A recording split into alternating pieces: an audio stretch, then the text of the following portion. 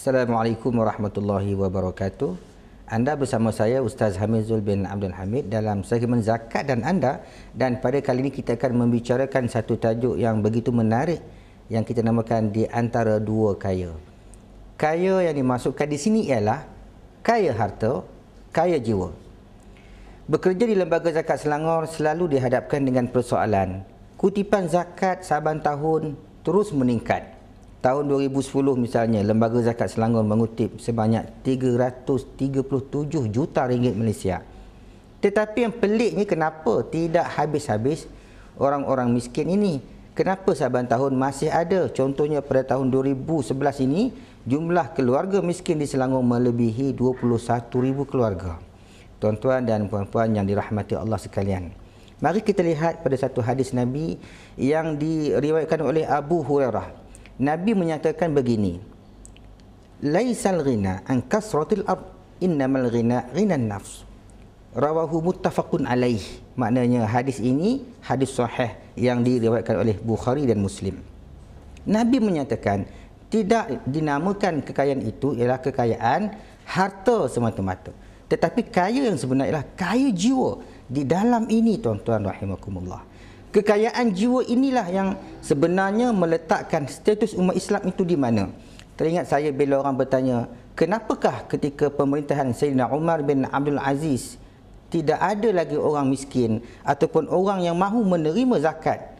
Jawapan di sini ialah kerana saya percaya, saya yakin Umar bin Abdul Aziz walaupun tempoh pemerintahannya tidak lama, hanya sekitar 2 tahun 7 bulan begitu sahaja tuan-tuan, tetapi Umar telah berjaya meletakkan satu penanda aras yang begitu cantik kepada rakyatnya, iaitu kekayaan jiwa.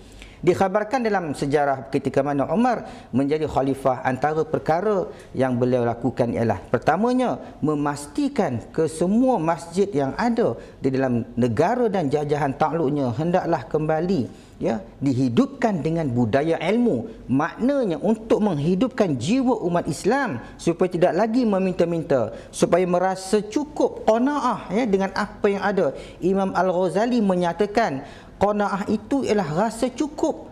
Walaupun kadang-kadang pada mata zahir kita nampak seperti orang itu miskin, tetapi pada hatinya merasa cukup dengan apa yang ada, itulah dia kaya, kata Imam Al-Ghazali. Maka Umar bin Abdul Aziz telah mewajibkan rakyatnya supaya menghidupkan masjid, maknanya menghidupkan majlis ilmu, kerana dengan ilmu manusia boleh membina kekayaan hatinya. Sebab itu Imam Sayyidina Ali karamallahu wajhah menyatakan dalam satu madahnya, orang yang berilmu maka ilmu itu menjaga dirinya, tetapi kalau orang itu berharta, dia yang kena menjaga hartanya. Orang yang berharta apabila dia memberikan hartanya makin habis, orang yang berilmu dia memberi ilmunya makin bertambah. Tuan-tuan rahimakumullah, sebab itu dalam konteks ini kemiskinan apabila mahu ditangani sebaik-baiknya hendaklah kita memberikan fakir miskin kita ilmu. Dan dalam hal inilah Lembaga Zakat Selangor berusaha untuk memastikan golongan penerima zakat ini, khususnya dalam golongan fakir miskin ini, mempunyai suatu panduan ataupun satu hala tuju yang jelas dalam aspek pendidikan, khususnya penambahan ilmu. Alhamdulillah di Lembaga Zakat Selangor kita mempunyai mekanisme yang kita namakan sebagai program pembangunan insan. Di bawah program pembangunan insan inilah kita membawa asnaf kita berikan mereka kursus, kita berdedahkan mereka kepada kemahiran keibubapaan, kemahiran kejiranan. Bahkan kalau kita kenal pasti mereka ini ada yang tidak mampu membaca Al-Quran dengan baik, kita berikan mereka pendedahan mengenal huruf-huruf Al-Quran.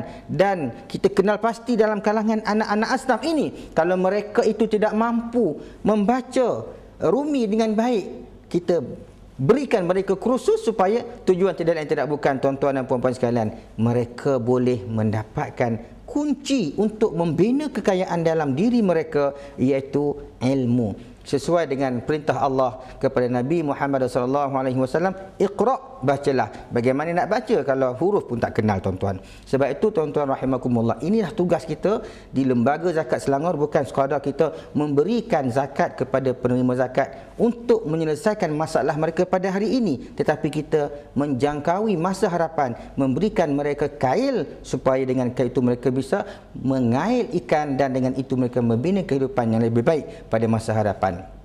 Sekian sahaja untuk segmen zakat dan anda pada kali ini. Harapan saya, fahamilah zakat dengan sebenar-benarnya dan fahami juga bahawa kewajipan kita dalam berzakat itu suatu kewajipan yang hakiki lagi mutlak, dan pastikan anda berzakat di Lembaga Zakat Selangor. Sekian, wallahu alam. Wassalamualaikum warahmatullahi wabarakatuh.